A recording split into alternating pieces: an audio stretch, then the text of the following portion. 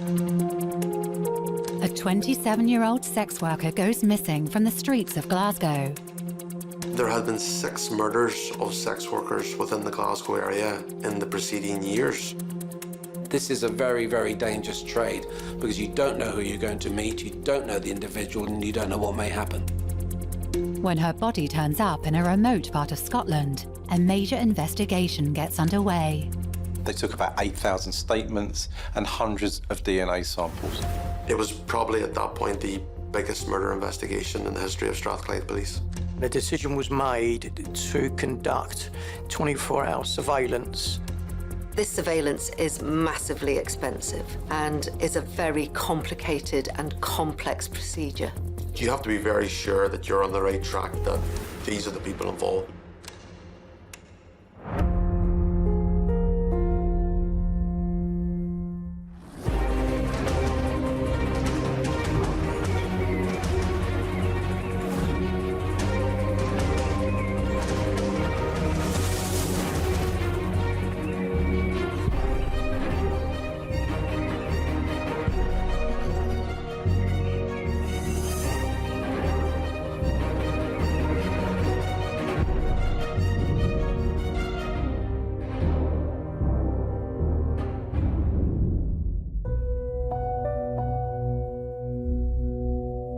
Limefield Woods, located near Biggar, South Lanarkshire in Scotland, is a peaceful woodland known for its picturesque walking trails.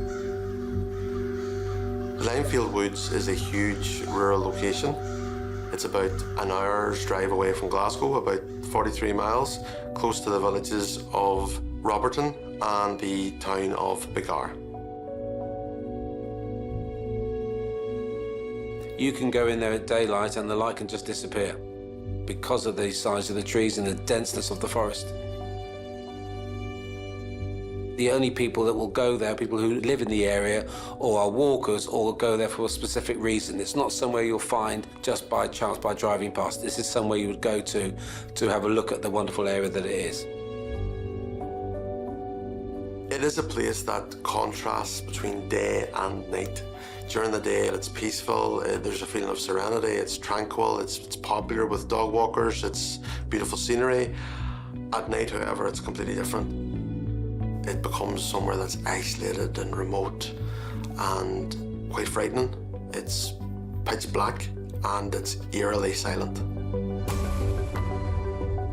30 miles away in the city of Glasgow, parents of a local woman become concerned when they are unable to reach their daughter in April 2005. Emma Caldwell was the daughter of Willie and Margaret Caldwell. Emma comes from a family of 2 girls. Emma, her sister, and her parents were very close and would stay in regular contact.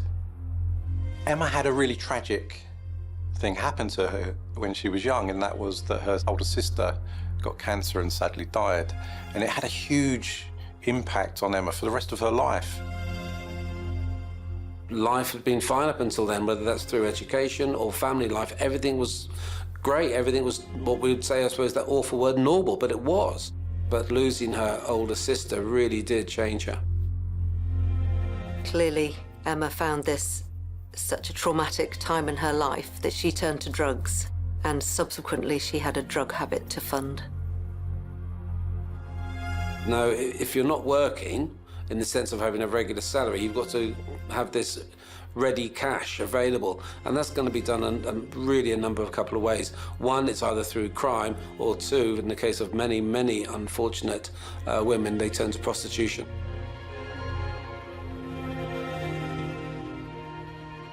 For young women doing sex work on the street, it's extremely dangerous. They are extremely vulnerable. They leave themselves open to physical attack, to rape, even murder. They are targeted and they are abused. The majority of the time, these women will have something that has happened to them in their past, whether it's their childhood or, in their teenage years. Quite often, if you actually go to an area where there are on-street sex workers, you will see a pimp in the background. You might not realise that's who he is, but there will be a pimp in the background somewhere. And they're working them, and they're taking the money from them. They're giving them enough so they can fund their drug habit, but then they're sending them back out on the streets again to fund their next hit of drugs. And it's a brutal, hard, cruel life. The fact that a prostitute works on the street, the fact that it's illegal means it's undercover. The fact is that they don't have the protection that other countries offer.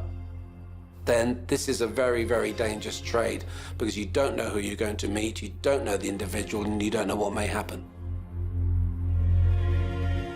Struggling with drug addiction and wanting to protect her parents from its impact, 27-year-old Emma Caldwell left her family home and had been living in a women's hostel in central Glasgow. On Monday, the 4th of April 2005, Emma Caldwell leaves the hostel that she was living in on Inglefield Street to go to the streets to do her job as a sex worker.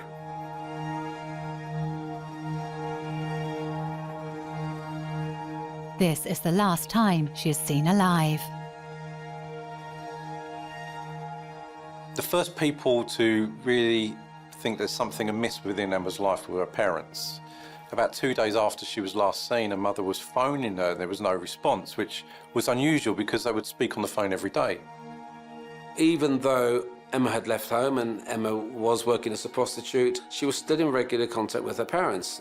Emma made a point of seeing her parents at least twice a week, but she would have spoken to her mother Margaret 2 or 3 times every single day. On Wednesday, the 6th of April, Emma's father attempted to phone her, but she did not pick up, and he made a remark to his wife Margaret that maybe Emma was unwell. The mother was so concerned regarding this that she attended the following Saturday the hostel where she lived. She made inquiries there, she knocked on the door, but she wasn't there. The next day, the Sunday, they made the decision to contact the police and report Emma as a missing person.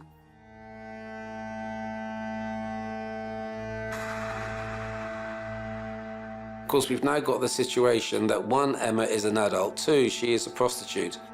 Now, even in those days, many police forces around the whole of the UK may not take that seriously because of what they would say at the time was, well, that's the life she's chosen, I'm sure she'll turn up. So a lot of the time these reports would be taken or taken down and be shown as reported, but there won't be too much that the police would have been doing at that stage.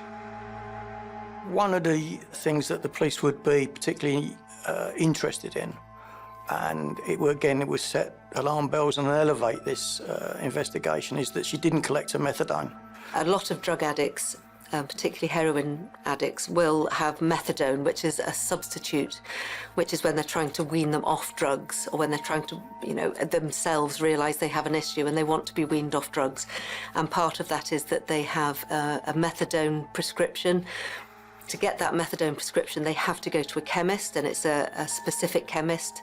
They have a certain time of day they have to turn up for this methadone. They have to take the methadone there and then in front of the chemist. And if somebody doesn't turn up for their methadone, something's not right.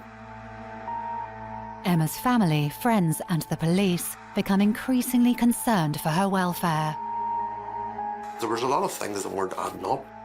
Emma's routine was different because she hadn't been out in the streets. None of her colleagues had seen her.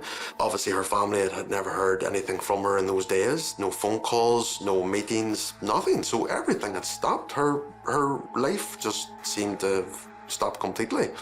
So police were suspicious that she had come to some harm.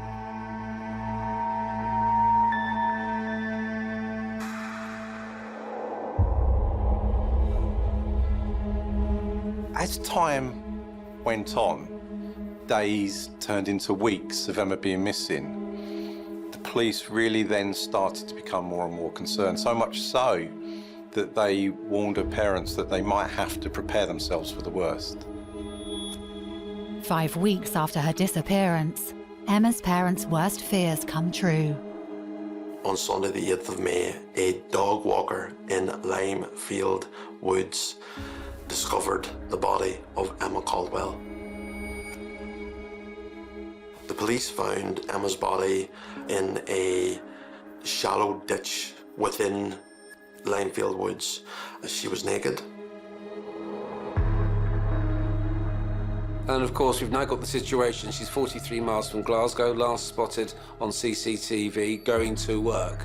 There is absolutely no reason for her to be there. Why was she there in the first place?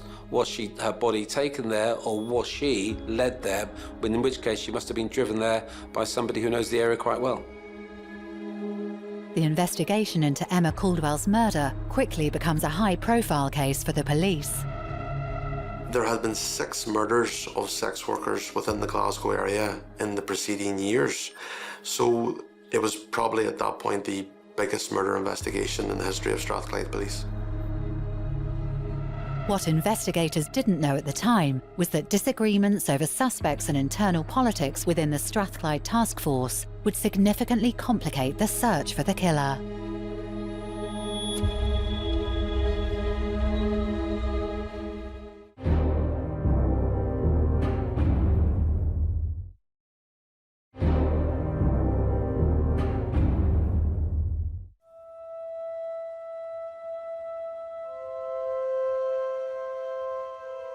Five weeks after 27-year-old Emma Caldwell disappeared in Glasgow, her naked body is discovered on May 8, 2005, in Limefield Woods, a woodland area 30 miles south of Glasgow, near Biggar, Scotland. Police were now faced with the difficult task of informing her next of kin. As a police officer, whether in uniform or as a detective, to give a death message is probably the hardest thing you'll ever have to do. And in many cases, just by turning up when it's a missing person case, you turn up at the door and you knock on it, the minute they see you, they know it's bad news.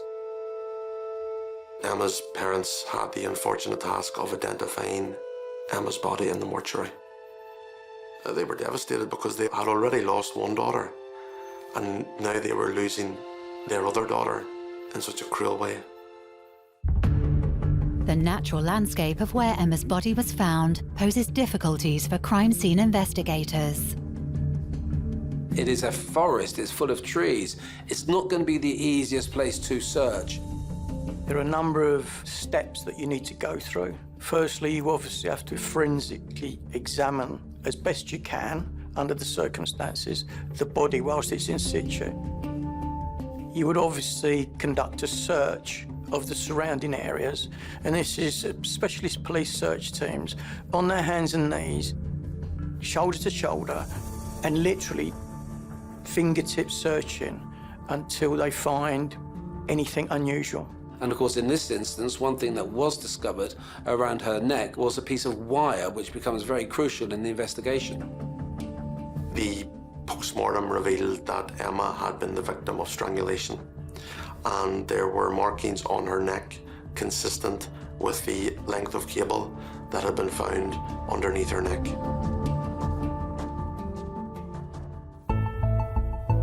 With the murder investigation underway, Strathclyde Police assemble a task force. Each investigation in the UK is given an operation name.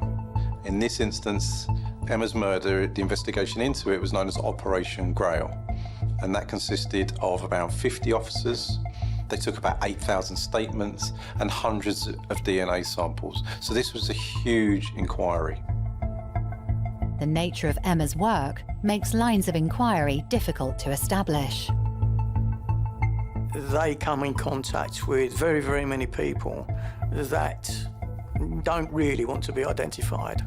And so even the sex worker themselves probably doesn't know these people, doesn't know their names, doesn't know where they live, and that's why it becomes really problematic. Police begin their search with the people closest to Emma. Well, first of all, the police obviously spoke to Emma's family. They tried to get as much information from her family as possible what kind of person Emma was and basically her whole backstory as a human being. They then spoke to people in the hostel who knew Emma, and then they obviously made their way to speaking to other sex workers on the streets of Glasgow's red light district who would have knew Emma and would have knew her habits, her movements and things like that. So they were basically casting as big a net out as possible to speak to as many people as possible to get as much information about Emma and her movements to try and find out who killed her. The senior investigating officer, Willie Johnston, makes a number of public appeals for information on Emma's murder. They were appealing to the public. They were appealing to punters who may well have remembered Emma, who may well have, been with Emma. They wanted as many people to come forward and give as much of a detailed description about Emma and her life as possible. They also had billboards with Emma Caldwell's face on it, saying that they were looking for any information. This was really because a lot of people would have seen Emma as a sex worker, and that's all they would have seen. They wouldn't have seen beyond that. They wouldn't have seen that she was somebody's daughter. She had a sister who died of cancer. She was a human being, and this was trying to make and help people to see her as a human being and not just a sex worker. Through speaking with Emma's colleagues, police get their first significant lead. The police had a very interesting conversation with a sex worker who knew Emma quite well. This woman told police that there was one particular client who, in her words, was obsessed with Emma. This client would hide out behind some billboards, and if another client tried to talk to Emma or engage with Emma, he would drive his van at full speed past them to try and intimidate them, to try and scare them off, almost that he was the only one that was allowed to engage with Emma. And not only that, she had told the other ladies that he'd raped her. So investigators now started to build up potentially a suspect here, someone who's fixating on Emma, has used violence, sexual violence against her, and he's described as driving a van that's been seen in that area. So police now had somebody they could start to focus in on. Investigators quickly locate the distinct vehicle described by the sex workers. Detectives were able to identify a van that was likely to be being used by this man, and it had some writing down the side that said Alpha Beta Sign Services. The police were suspicious of this individual. One of the reasons why was because one of the detectives on the case used to work as a repairman for neon signs. He noticed that the cable that was found under Emma's neck, that one end of it was damaged, almost as if it had been burnt. And from his experiences, he thought that's the kind of thing that could have happened through repairing a sign. And he thought, could there be a connection between the cable and this man and his line of work? So suddenly, you got an awful lot of information, not evidence at this stage, but a lot of good information saying, well, this individual, whoever drives her, whoever owns that van, definitely worth questioning. On the 22nd of June 2005, police identified that the man they were looking for was Ian Packer. So a decision would need to be made. How do we speak to this person? Do we speak to them as a witness or speak to them as a suspect? If they're spoken to as a suspect, they would need to be cautioned and they would need to be done under certain circumstances. The police decided they would speak to him as a witness. They go to this man's house the next morning at 7:30 in the morning. He's getting up, getting ready to go to work. He is the director of a signs company. And they ask him, have you ever used prostitutes? Have you ever been in the red light district? Things of that nature. He denies using sex workers. He denies being a regular in the red light district. And he is very much given the impression that this has nothing to do with him, that he is just an ordinary guy. Fortunately, the detective at the time did take a picture of him. In most cases, if you deal with somebody as a suspect, you take fingerprints, you take DNA. That wasn't the case. He's been dealt with as a witness. So this detective had the thought, I'll take the picture and just to find out. And of course, then they had a picture they could take back to some of the witnesses who worked with Emma to say, is this the individual that you've told us about? So they showed 12 photographs of men to these girls and asked them whether the person who they described as fixated with Emma is amongst them. And he was.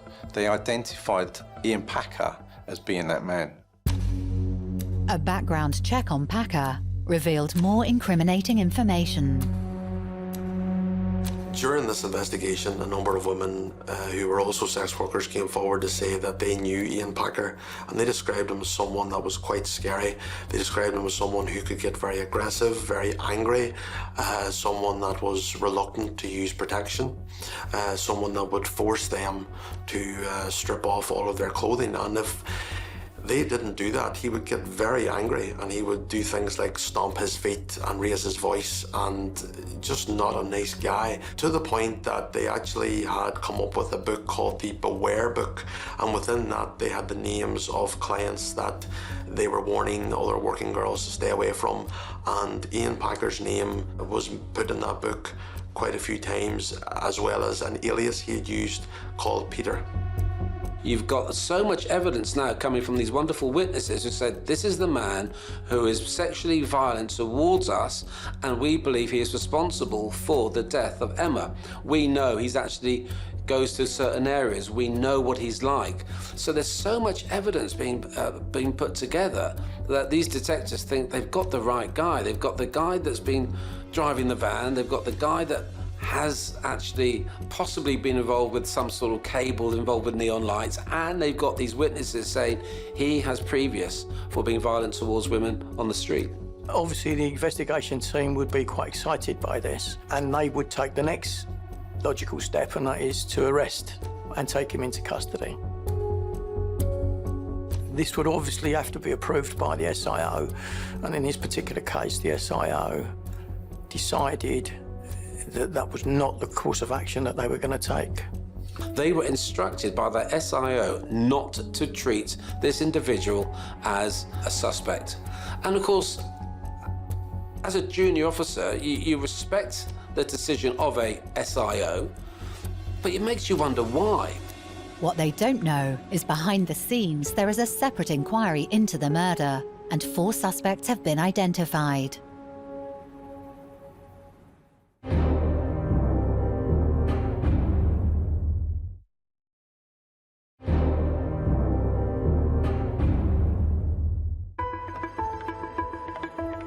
Strathclyde police are investigating the murder of Emma Caldwell, whose body was discovered in the remote Limefield Woods near Biggar, Scotland, on the 8th of May 2005. Authorities have identified a strong suspect, Ian Packer, a man known for his violent behaviour towards sex workers, and is reported to have been obsessed with Caldwell. However, detectives are unaware that there is a parallel, covert murder investigation underway. Some detectives working in Operation Grail went to interview people, and when they went to interview them as witnesses, they were told, "We've already been spoken to."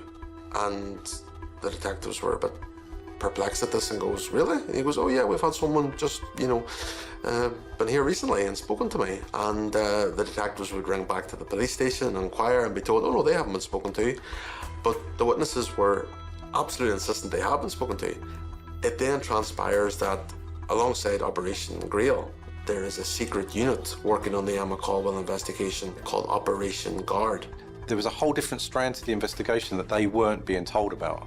For me, it's unprecedented in the sense that I've not known that. If you've got one operation running, that's that operation, even if it might coincide or conflict with another one, but you're both aware of both operations. You don't keep an operation within an operation secret from police officers, because you're going to get the conflict of interest and the conflict of evidence. You can't do it that way.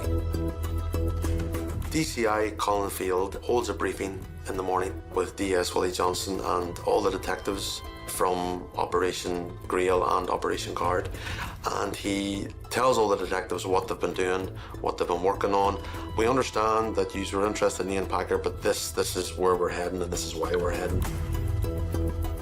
The details of Operation Guard's line of inquiry was revealed to be in relation to a Turkish man that had called Emma's phone.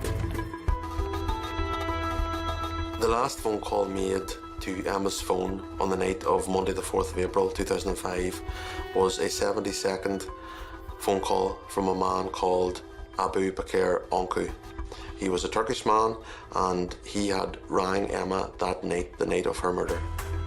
And of course, in many, many murder cases that you deal with, the last person that had contact with the victim tends to be the murderer. Further examination of cell phone data reveals that the night of Emma's disappearance, one of her last known locations was near a Turkish cafe. So now there's a lot of circumstantial evidence, not evidence pointing to a murderer or a suspect, but there's circumstantial evidence that the SIO's taken on board to think, right, it's got to have something to do with that cafe, because we've got the phone, Emma's phone, near the location, and we've got Onku that we know he was the last person to make contact or try to make contact with Emma, and we've got the location. So let's now concentrate on looking at the cafe, because they know that that's also a cafe that's frequented by women and prostitutes. So that's where the line of inquiry then was strengthened. Onku was questioned by detectives and he denied that he had seen Emma that night. He couldn't recall making the phone call, he couldn't recall what they had spoken about, but he denied any knowledge of her murder or the events that led up to her death, but he did concede that he had had a previous intimate encounter with Emma Caldwell. Detectives on Operation Guard felt this was enough evidence to focus all their efforts on the Turkish man and his comrades. The decision was made to conduct 24-hour surveillance on the cafe, which would include visual surveillance and also audio surveillance. And this would entail putting listening devices, or bugs if you like, inside the premises so that they could listen to conversations. This surveillance is massively expensive. Not only is it time-consuming, but finding people to follow people 24 hours a day, to fund the bugging of rooms, of people's phones. It is a huge undertaking, cost-wise, but also in terms of manpower, and is a very complicated and complex procedure. To get that type of clearance to start that kind of a surveillance and investigation is a massive step, but you have to be very sure that you're on the right track. You have to be able to demonstrate that these are the people involved. We really believe strongly they're involved and we want to gather more evidence. So you have to convince further up the line that this is why you're doing it, that there is a valid reason for doing it, and that you're confident that you will get some reward at the end to build a case against these people. Meanwhile, detectives on Operation Grail continued their investigation into Ian Packer. They speak to another of the sex workers who says that she's been taken to a remote area by one of her customers. They then decided to conduct another lineup with this particular sex worker. And again, she picked out Ian Packer. And she said that Ian Packer was someone who would have picked her up on a Monday, Wednesday and a Friday. And she said on one occasion he took her outside of Glasgow to a very remote location, at least an hour's drive away. And the police asked her, could she retrace that route? They were very interested in knowing exactly where Ian Packer took her. And when they were going on the route, she was telling the police things she remembered, and lo and behold, the more they went on the route, those things came to be true. She told them that she noticed a bus stop that she took note of, because she said that Packer was taking her so far that she at one point was going to jump out at the bus stop to escape because she was getting very nervous because he was going so far off the beaten track. She then noticed that at one stage they went over something that made like a dun-dun-dun-dun type noise. Well, that turned out to be a cattle grid.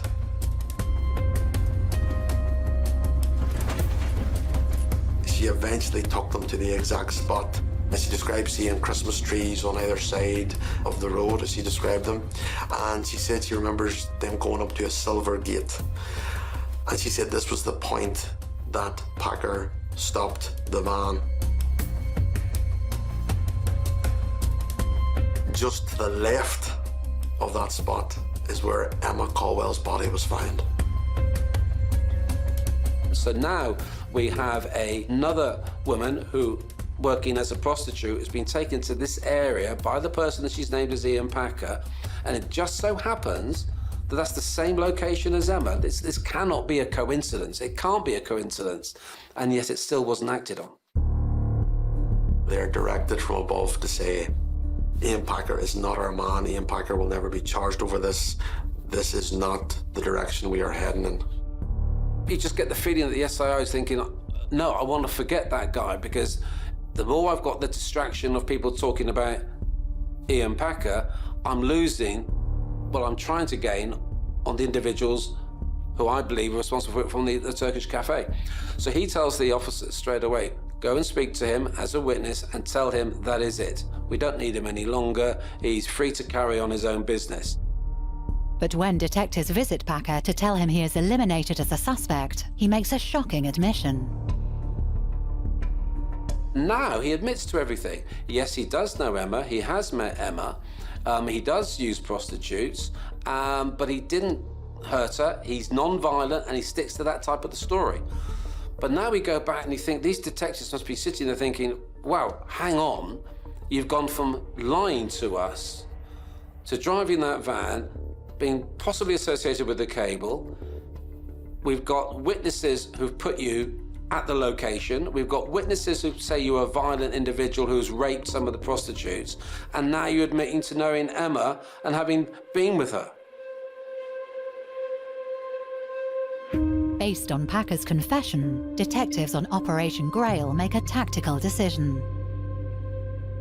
Now they asked Packer to take them to the area where he takes the girls. And he took them to exactly the same area. He was within yards of where Emma's body was found. Now, for those officers, it would have been almost a surreal moment. Here's somebody that we suspect as being the killer, and he's actually taken us to the site where the body was dumped. So these detectives now had a decision to make, essentially. In their minds, they already suspected that Packer was the killer. Now him taking them to the deposition site, that can only firm that up. How can it not be him? How can all this evidence pointed to him not be right? In their minds, they're thinking, are we missing something? Are we going crazy? We need to take this to the bosses, so that's what they did. Packer has taken us to the deposition site, a deposition site that we ourselves struggled to find. What came back was the same thing. No, leave him alone, it's not him. We've got the right people, it is not Packer. I can't even begin to imagine the frustrations of those officers, good detectives, good experienced officers that in their minds would have been absolutely convinced at this point, but were being told by senior officers, no, you're wrong. The senior investigating officer orders the detectives pursuing Packer to stand down, asserting that they have damning evidence from translated audio recordings captured during the surveillance of the Turkish cafe.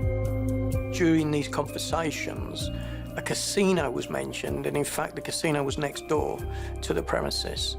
They searched the casino, and in the casino they found clothing that they believed to be Emma's. And they also found a little key ring with a horse on it, which was interesting because Emma had previously worked at the stables as a young girl. Police were convinced that these clothing and items did belong to Emma Caldwell. Their final piece of evidence was found within the cafe. The police, when they were searching the Turkish Community Cafe, found some bed linen, and on that bed linen they found 2 specks of blood. That blood was found to belong to Emma Caldwell. So there were a number of things that made the police very confident that these Turkish men were involved and ordered them to be arrested. One of the officers who strongly suspected Packer as being Emma's killer was given the task of interviewing Onku, which essentially involved him playing the recordings from the cafe. Recordings that he'd been told had been translated by the best in the business. But when they played this recording to Onku, he started to laugh at them, saying that what you're telling me on there isn't true, almost ridiculing the product, ridiculing the officer, putting him in a really awkward position. The problem was the quality of the audio recordings weren't great, and the detective himself had to concede that it sounded like a bunch of men sitting around a television chatting. There was just nothing really decipherable there. Basically, he went out and told the SIO that and told his superiors, I'm not convinced this is right. And they said, well, he's our man, go back and charge him. So he did so. After £4 million had been spent on the investigation into Emma Caldwell's murder, the most expensive murder inquiry ever in Scotland, the 4 Turkish men are charged with the crime. The pressure is on to secure a conviction, but some detectives are convinced the killer is still walking free.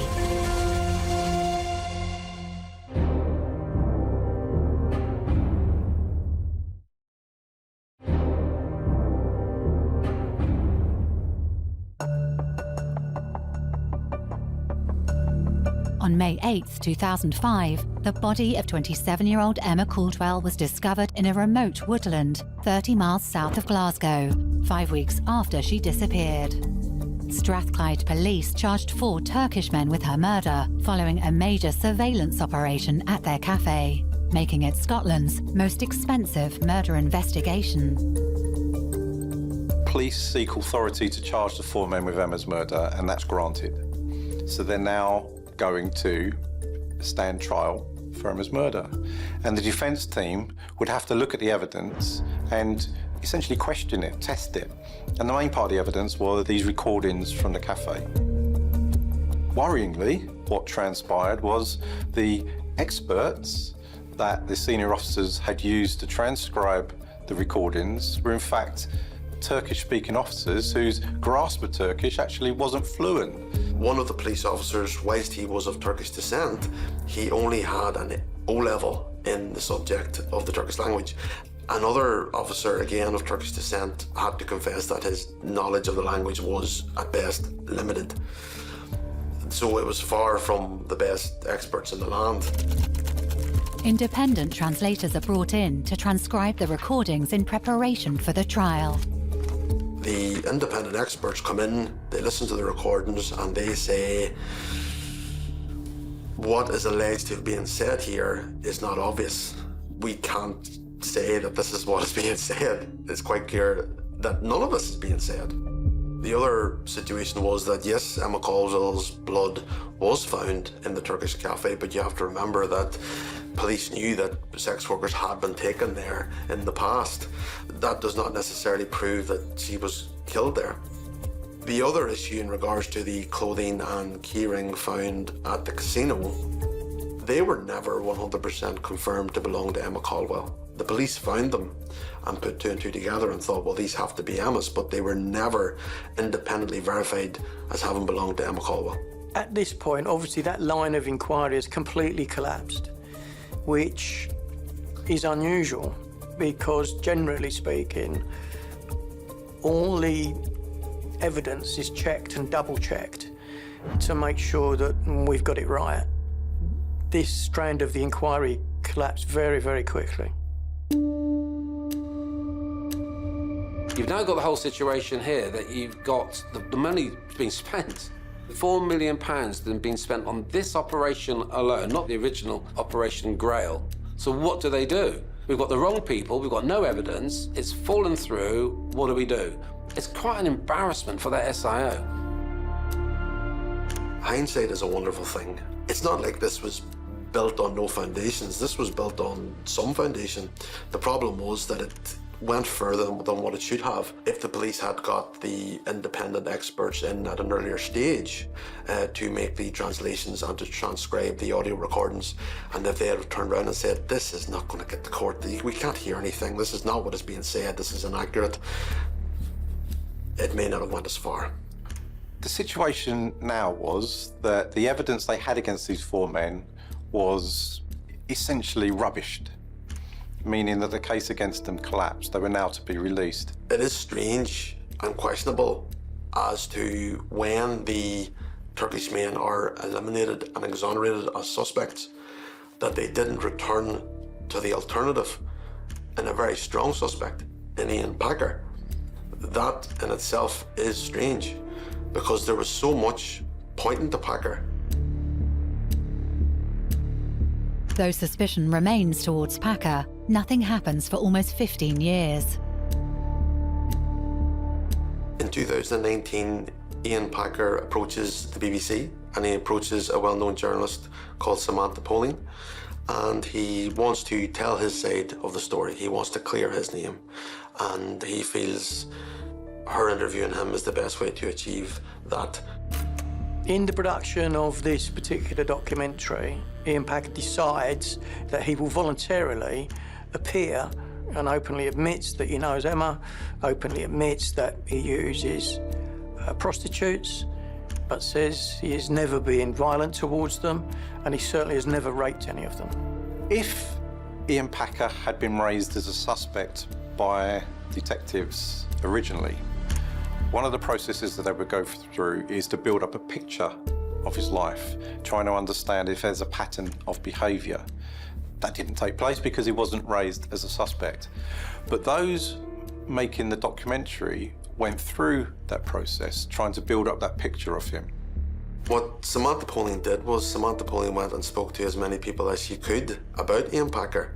And far from a man who denied being sexually violent or abusive to women, who had never raped a woman, who had never hurt a woman, she found a truckload of circumstantial evidence from people who had had experiences with Ian Packer, very negative experiences. One sex worker told her that Ian Packer had got her inside his van and had attempted to strangle her, and she was only saved when a security guard banged on the van and she managed to escape. Another one told about being taken behind some shops. Ian Packer had tried to force her onto her knees and she managed to escape, and when she was running down the street, Packer was running after her, shouting threats. She was building this picture of a very, very dangerous man. Someone that was controlling, someone that was aggressive, and someone that was violent.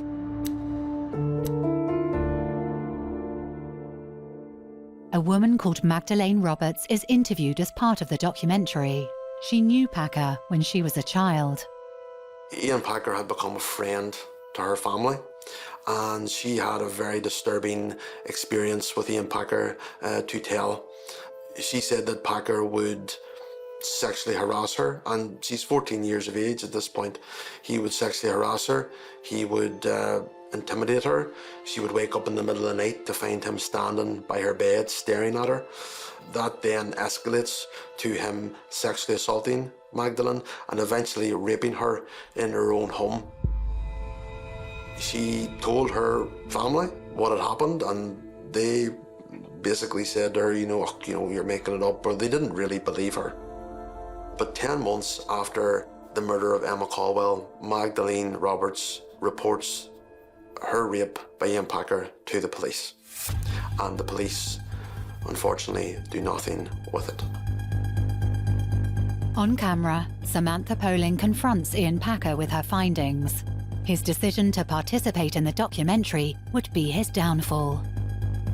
Whilst he's happy to say, yes, I knew Emma, yes, I visit sex workers, what he's not expecting is the fact that, hang on a minute, we know you're violent, we know you're a rapist, we know that you've actually committed rape, we know that you actually raped a girl when she was 14. He is sitting there being hit with everything, and that must have taken him by surprise. He was dumbfounded and really taken aback when she told him that she believed he was a dangerous man and that he was dangerous to women, and that he had lied to her, and that he had questions to answer regarding the death of Emma Caldwell.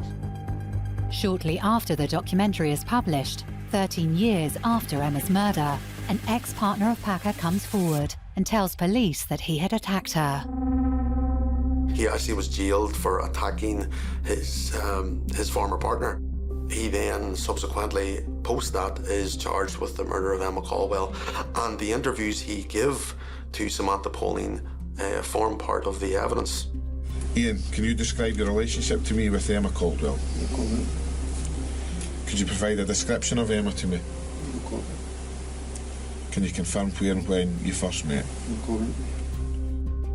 On the 28th of February 2022, Ian Packer was convicted of Emma's murder, and he was also convicted of 33 other counts relating to assaults, sexual assaults. And over his lifetime, he had targeted and attacked 22 women. Ian Packer was sentenced to life imprisonment with a minimum term of 36 years.